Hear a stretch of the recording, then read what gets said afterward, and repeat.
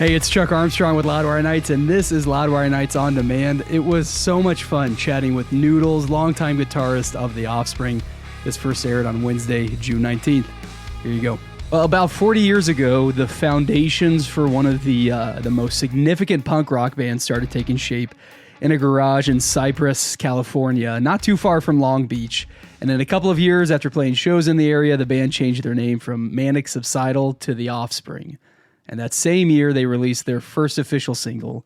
And here we are in 2024, not just celebrating this nostalgia of this band or the history of this band, but celebrating brand new music from The Offspring. And helping us do that is guitarist Noodles from the band. Noodles, thank you so much for hanging tonight, man. Oh, it's my pleasure to be here, man. So, I'm just curious, is it weird for you to hear some of that, to think back this, kind of this band taking shape back in the early 80s, and here you are today traveling the world playing new music? It is. I wonder where all that time went.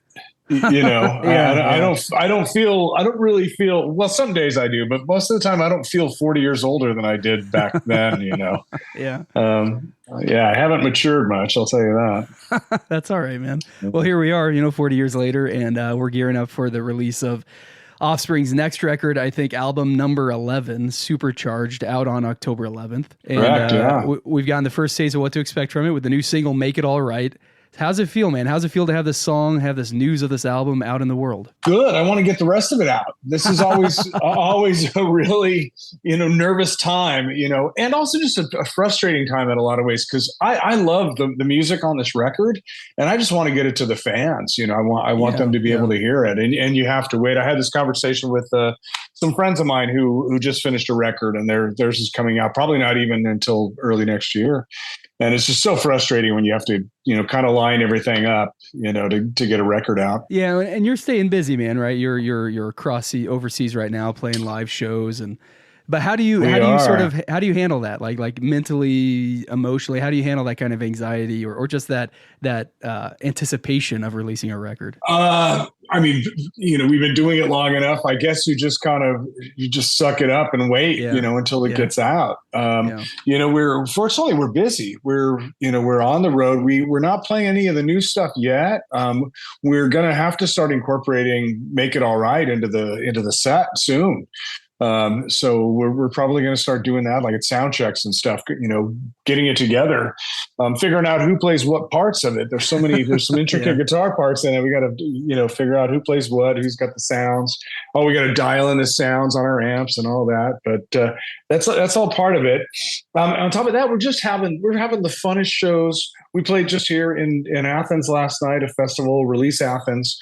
And it was one of the best crowds we've ever played to. It was just a phenomenal show. It was a blast. That's great, man. I love hearing that. And it's got to be amazing too, as we talk about, the 40 years, whatever, to be able to say that 40 years later, to say like, oh man, it's one of the best crowds we've ever had. Yeah. I mean, it really does. It seems like things have just been getting better and better ever since the pandemic. The pandemic really sucked. And, and having lost everything, fortunately we didn't know what to do at that time. So we really spent a lot of time getting together and just locking down, going over old songs, going over our strums. What does our right hand do? What chords are we playing in what position?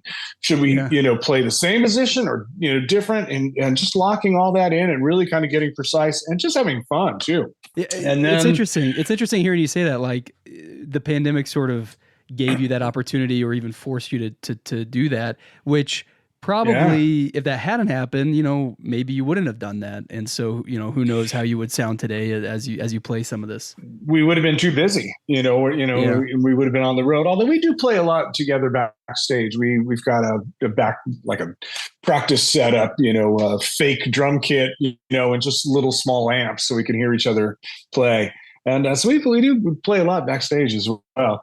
But yeah, it was good to have that time. And then once the pandemic came out, we were working our last record, and we just really wanted to make sure everything sounded as good as it possibly could, and really worked on live and worked on that harder than I think we ever had done before.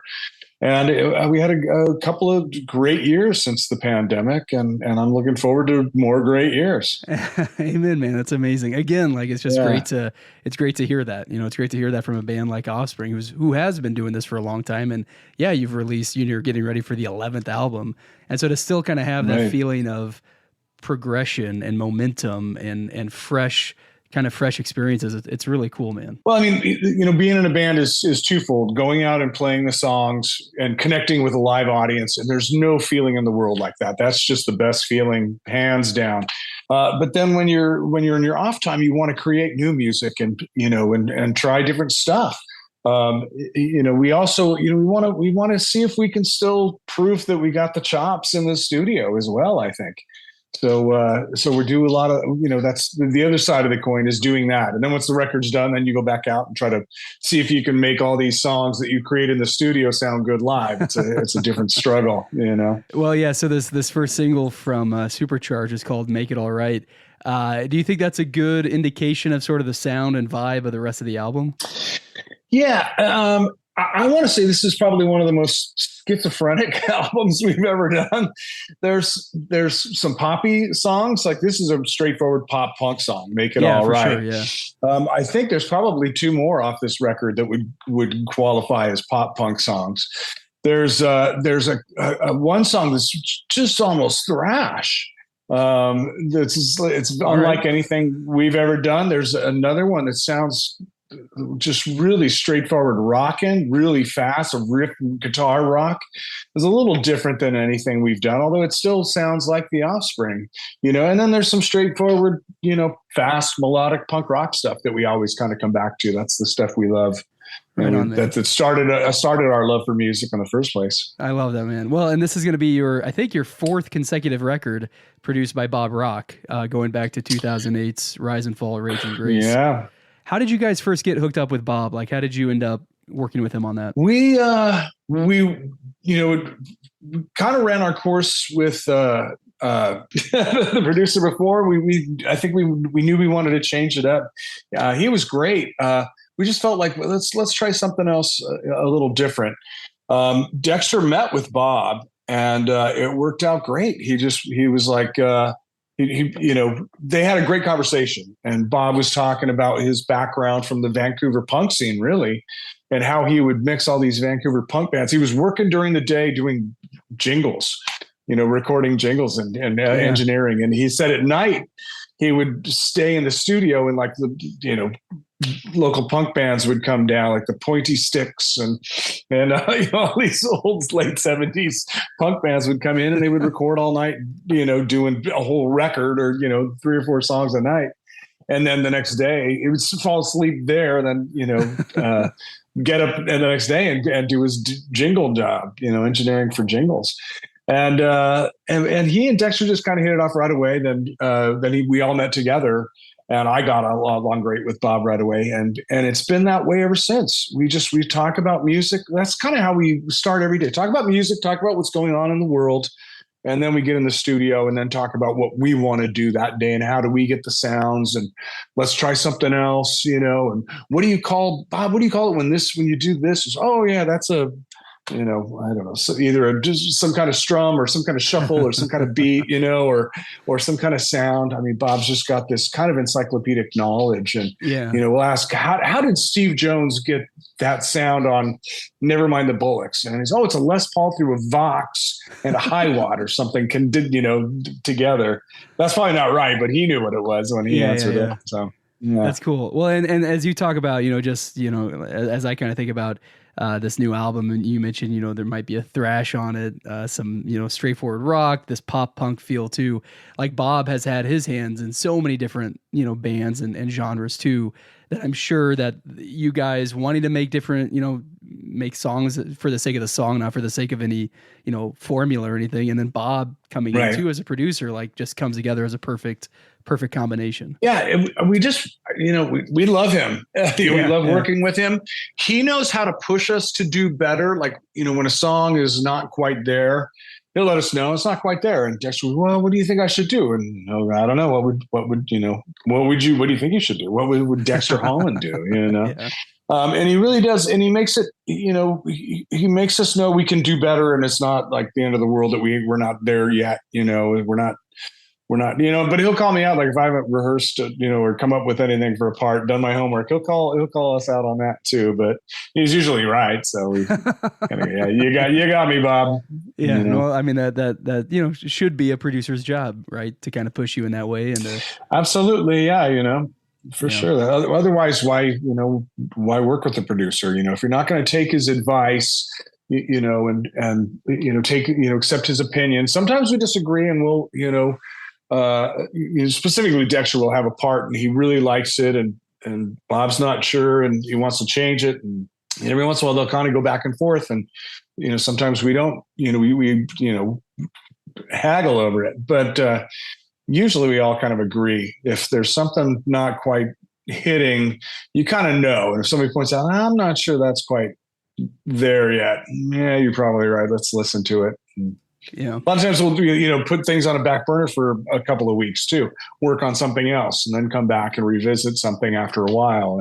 And sometimes that changes your perspective on a song for sure. Yeah, absolutely, man. Well, it's interesting too that you guys have worked with Bob for this, for a decent amount of time, man, and a decent amount of records. And I think maybe the producer you were thinking of it was Brendan, right? Brendan O'Brien. Brendan O'Brien. Totally drawing a blank there. Sorry. Yeah. Doing a handful of records before that, and then you had a few with Dave Jordan. I think, Dave Jordan, right? yeah, and then Tom Wilson before that. Yeah. It seems like you guys, when you find a producer and you click with, for whatever that time is or that season, you guys really form a good relationship. And all those guys are great. We learned stuff from all of them. I think our working relationship with Bob.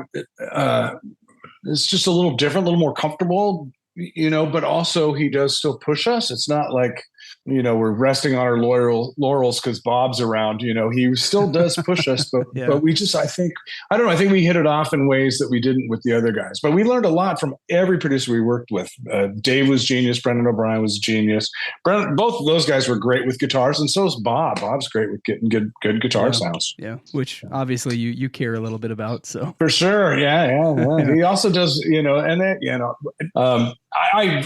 I don't know much about drums or drumming, but I know Bob does get great drum sounds as well. So he's really on top of that. Yeah. Well, listen, kind of, I know we got to wrap up, but I want to go back, like 40 years as we've talked about that, as you guys were looking ahead and thinking about the future of this band and seeing the bands around you and the music that was coming out around you and thinking about the music you wanted to make, the crowds you were playing to, that connection you were having with fans. What were you guys hoping to do? Like in the mid 80s, like what was going through your heads? Like, this is what we want to accomplish. This is the goal for this band. We just wanted to have fun, make music, go out and play shows with other like-minded bands and musicians and hang out and drink beer. That's really all we wanted to do. I don't think we ever saw it as a career path really until Smash came out. We didn't really see it as a way to make money. We all had jobs or were going to school, or had jobs and went to school until Smash came out. And then we all kind of quit school and our jobs. Man, yeah. Dexter finally went back and he did finish his degree, his PhD in molecular biology. The rest of us I haven't gone back to school. I keep threatening to, but it hasn't happened yet. Well, and talking about Smash, man, I mean, we can't mention that album without also recognizing, man, 30 years since that came out. Right? 30 years, yeah. 1994. We just did we just kind of celebrated in our Orange County, our home county in Southern California, and played all of Smash. And then came out and did a bunch of other songs as well afterwards. And it's so fun to go back and revisit those songs. We played, a couple of them that we don't usually play last night. I love that, man. I love that. Well, and it's cool too, like thinking about that goal that you guys had, quote unquote goal of just wanting to have fun and connect with people and play with bands that you liked and do that and drink beer. With millions and millions of albums sold over the last few decades and touring the world, probably a somewhat similar goal in mind, right? For the band, have fun, connect with people. I'm drinking a beer right now. Awesome. Yeah, absolutely. I think we've got more friends in the, that do this now. All the punk bands were just really, especially like the Epitaph crew, like No Effects and Pennywise we're super tight with. Yeah. We did some shows with the Queens of the Stone Age. Whenever we cross paths with them, it's tequila. Let's go backstage and drink tequila with those guys. Yeah, it's really fun crossing paths. Well, now we're friends with Ed Sheeran. I don't know if you heard, we had him come out and play a song with us at Bottle Rock recently.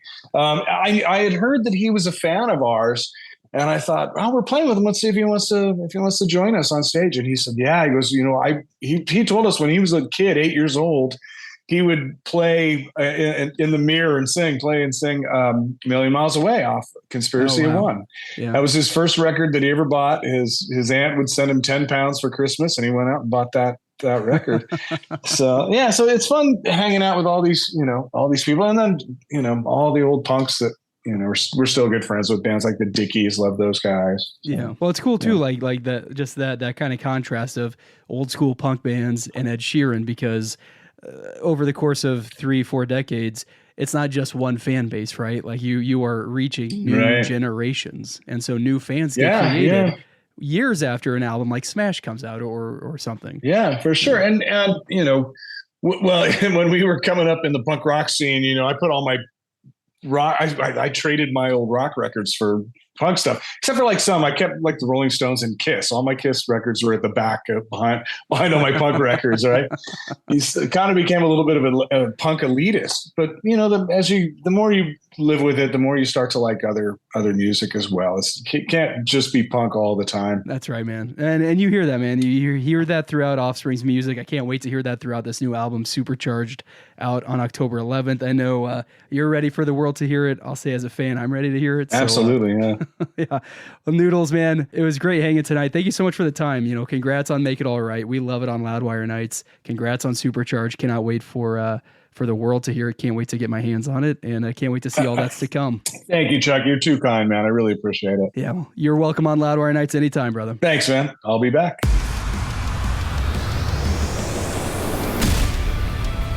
That wraps up this episode of Loudwire Nights on Demand. Stay caught up with everything happening in the world of rock and metal on the Loudwire app and at loudwire.com.